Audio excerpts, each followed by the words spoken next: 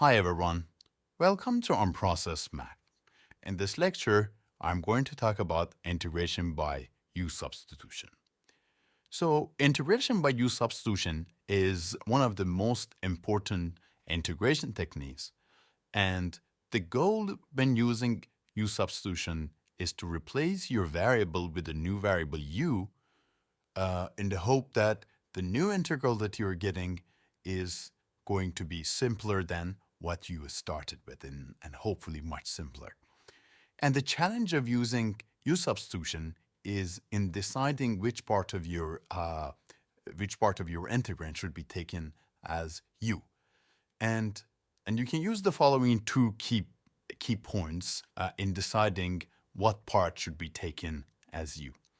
So the first and the most important key idea is that u should be the part of your integrand whose derivative is present in the integrand. So you should see the derivative of u by itself as a factor inside of your integral. And the second key idea is that you generally want to take u to be the most challenging or most annoying part of your integral. And these points will be more clear in the several examples that I'm going to show you. So suppose we would like to integrate the function cosine x multiplied by e to the sine x. So in this example, I'm going to take u to be equal to sine. So if you take u to be equal to sine, then next step is always to compute a differential of u. Du is going to be the derivative of this function, derivative of sine is cosine, multiplied by dx. So if u is equal to some function, then du is going to be the derivative of that function multiplied by dx. And don't forget to put the dx here. So du is going to be the derivative multiplied by dx. Now let's go back and try to write this integral in terms of the new variable u. So sine x is taken to be u, so e to the sine x is going to be e to the u. So you see, I replaced e to the sine x by e to the u, and then what's left here is cosine x multiplied by dx. And notice that based on the computations that we did here, cosine x dx is equal to du. So I can replace cosine x dx by du, and that's what I have here. So this, again, we replace sine x by u, that's how you get e to the u, and you replace cosine x dx by du using this computations that we did here.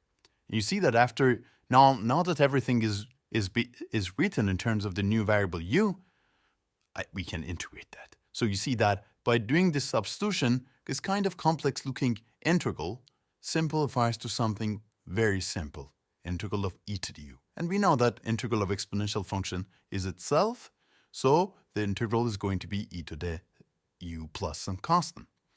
Now that we are done with the integration, we can go back and substitute u by sine x. So we substitute u back, and now I have e to the sine x plus some constant. And this is the integral of cosine x e to the sine x. So you see, here the substitution is u equals sine x. And the reason that the substitution works is because the derivative of sine, which is cosine, is present in your integral as a factor by itself. That's the key point that I just mentioned. And you can probably think, why don't we take u to be equal to cosine? Because we see the derivative of cosine, which is minus sine. You know, the constants or minus sign is not going to matter. So if you see the derivative up to a constant, that's fine. The substitution will work.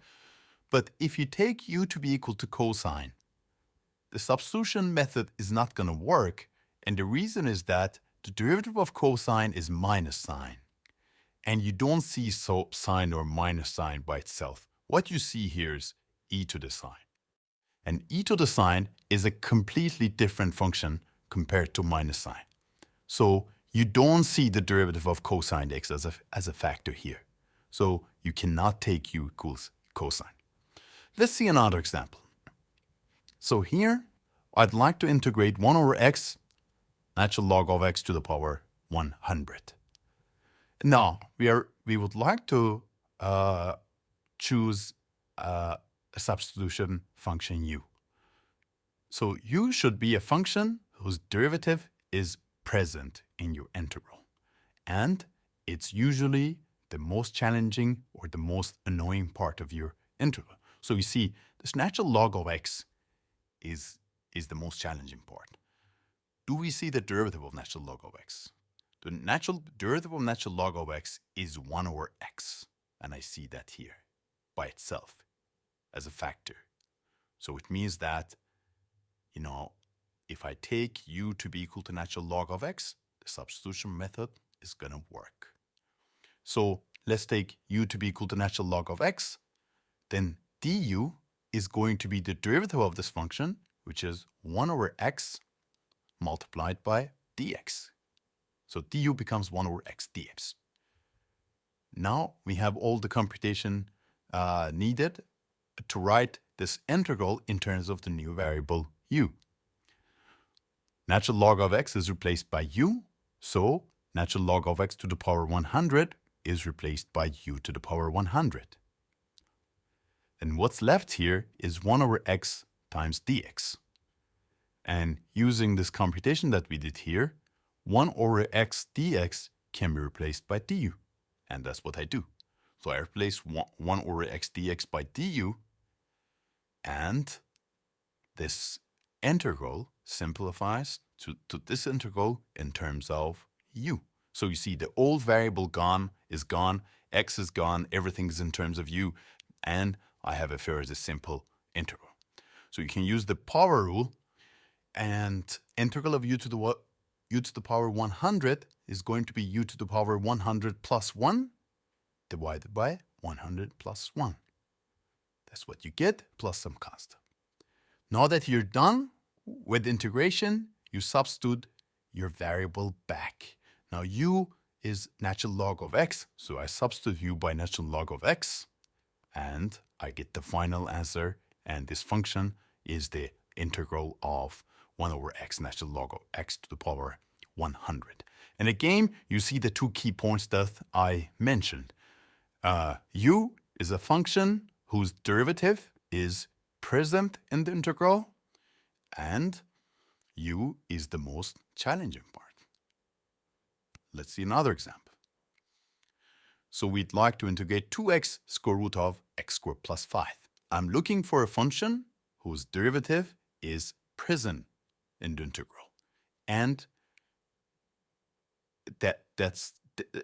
what I look for a function which is probably annoys me most. So you see, this part of the integral seems to be more challenging. So how about we try x squared plus 5?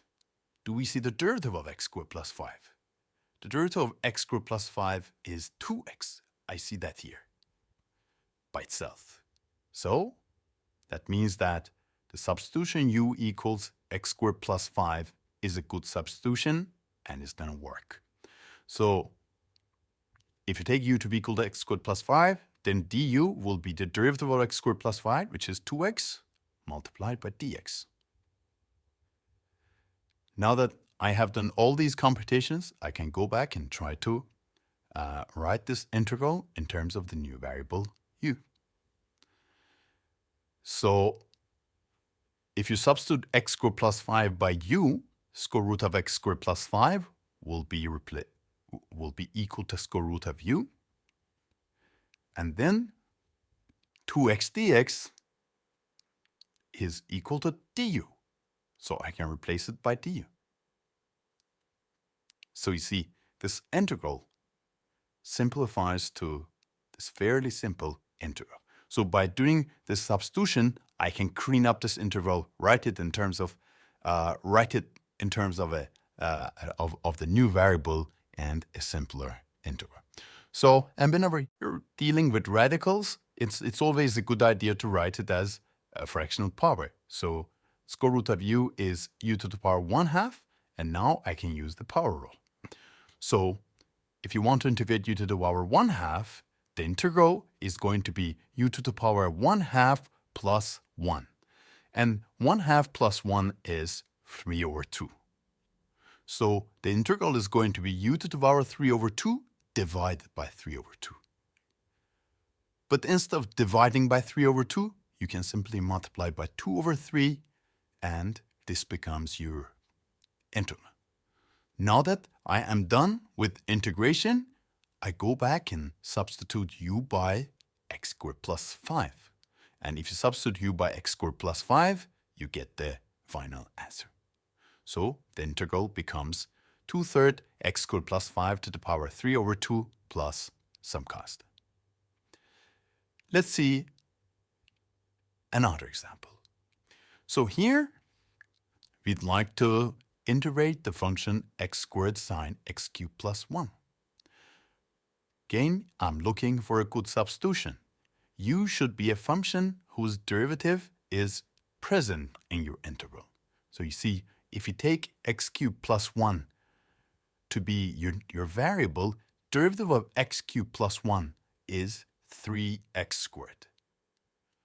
I don't see a 3x squared here, but I see x squared. And that's enough, because the constants don't matter much. The constants are not going to cause any trouble. So if you see the derivative up to a constant, that's fine. Your substitution is going to work.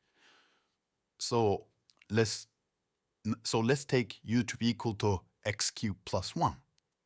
Then the next step is always to compute du. So du is going to be the derivative of this function, which is 3x squared multiplied by dx. Don't forget to put the dx there. Now you see that here I don't see 3x squared dx. I just see x squared dx. So I can from here I can solve for x squared dx. So if you divide both sides by x squared dx, you will get du over 3. So x squared dx is du over 3. Now I have all the computation needed to write this integral in terms of the new variable u. So if you substitute x cubed plus 1 by u, you're going to get sine of u. That's what I have here. And x squared times dx is equal to du over 3. And I substitute x squared dx by du over 3. So this integral in terms of x now is replaced by the simpler integral in terms of u.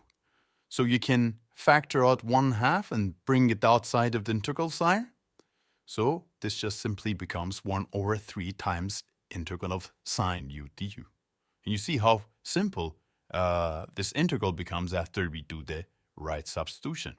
So integral of sine is minus cosine, and I have this 1/3 here. I keep the 1/3 plus some constant. So the integral becomes 1/3 minus cosine of u plus some constant. Now that I'm done with the integration, I can substitute the u variable back. So u is equal to x cubed plus 1. If I substitute u by x cubed plus 1, then this will be equal to this function here. So now we are done with the integration. Let's see another example. So here we'd like to integrate 1 over x natural log of x. I'm looking for a function u whose derivative is present in the integral. And it's a function, so u is the part of this interval which is most challenging or most annoying. So you see, this natural log of x might be a good starting point. So if we want to take u to be equal to natural log of x, we must see the derivative of that as a factor. Do we see that? Derivative of natural log of x is 1 over x. And I see over x as a factor. That means that u equals natural log of x is an excellent substitution. So I'm going to take u to be equal to natural log of x. Next step is to compute du. Du is equal to derivative of natural log of x, which is 1 over x multiplied by dx. Now I'm ready to write this integral in terms of the new variable u. So if you substitute natural log of x by u, then that will simplify to 1 over u, and then 1 over x multiplied by dx using this equation that we got here can be written in terms of is actually equal to du. So I will replace 1 over x dx by du and 1 over natural log of x by 1 over u. And now we get the simple integral. So you see, after doing this good substitution, now we have a much simpler integral. So integral of 1 over u is natural log of absolute value of u plus some constant. And after I'm done with the integration, I'm going to substitute u back. So u is equal to natural log of x. I substitute u by natural log of x, and I get the final answer, which is natural log of absolute value of natural log of x plus some constant. Let's look at the next example. So in this example, we'd like to integrate x to the 4 divided by square root of x to the 5 minus 1. And we are looking for a good substitution. And so basically, I'm looking for a function whose derivative is present in this integral. So you see that if I take x to the 5 minus 1 as u, which is also the most challenging part of this integral, then the derivative of x to the 5 minus 1 is 5 times x to the 4. I don't see the 5 here, but I see x to the 4, and that's enough because the constants don't cause too much trouble. So x to the 5 minus 1 is a good substitution here. So let's see how it's going to work. So I take u to be equal to x to the 5 minus 1. Then next step is always computing du. So du is the derivative of x to the 5 minus 1, which is 5x to the 4 multiplied by dx. Now you see, I don't see 5, but I see x to the 4 dx. So I can solve for x to the 4 dx here. So if I divide both sides of this equality by 5, I will get x to the 4 dx equals du divided by 5.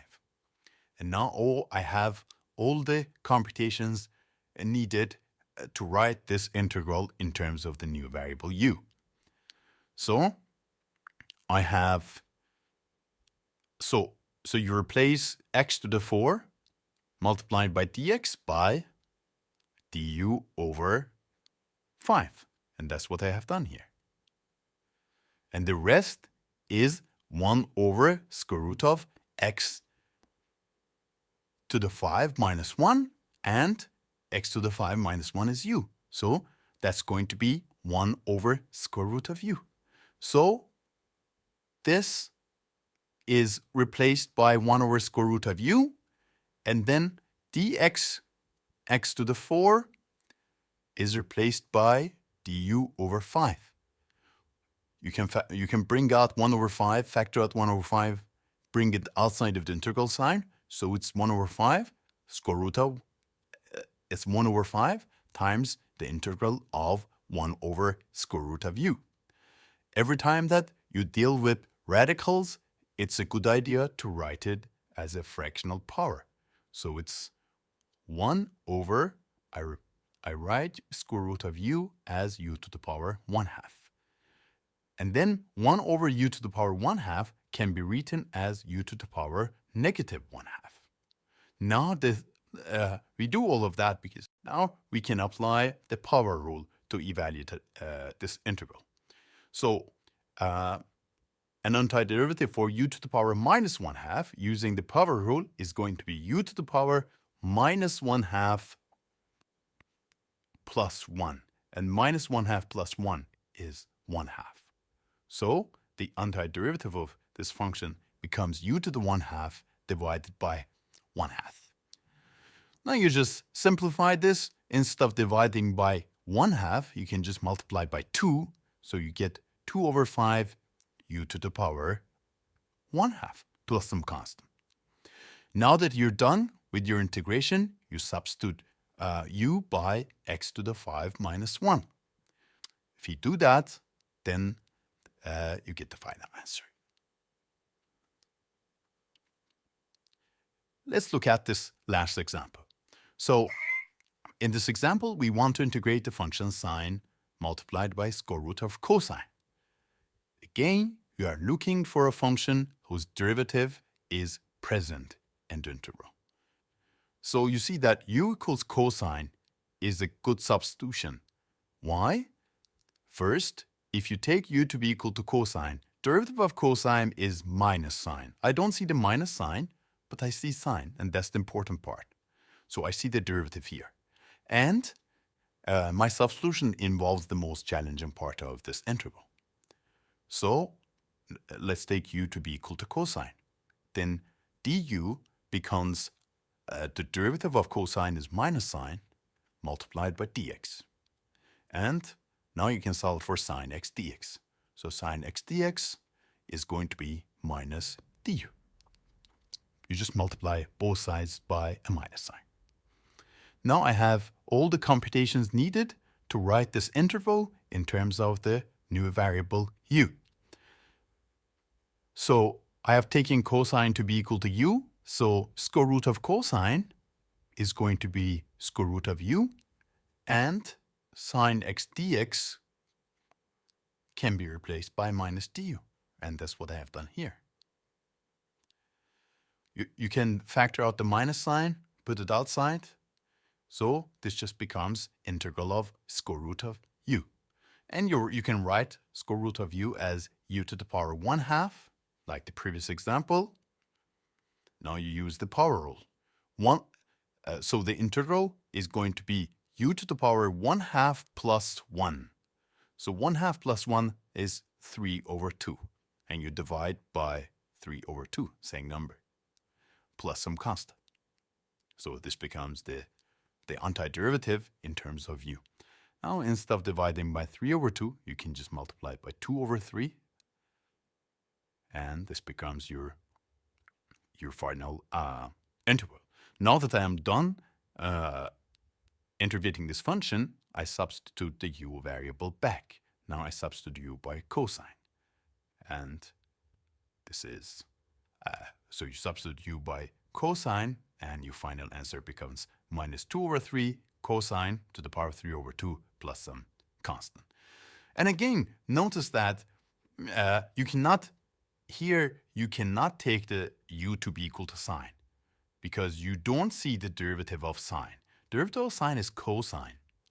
You don't see cosine here. You have square root of cosine, which is a completely different function. So you see cosine, but that's under the square root. So you cannot, so that means that you cannot do the substitution u equals sine, because I don't see the derivative of sine by itself. I see square root of the derivative, which is a completely different function. So the right substitution for this problem is only cosine. You cannot take u equals sine. You can try it, and you'll see that the substitution method will not work because you don't see the derivative of sine as a factor by itself. You see square root of the derivative, which is a completely different function. So for additional practice, you can take a look at the Apex Calculus 2 textbook. This is section 6.1. And for any additional help, check out mathematicians.com.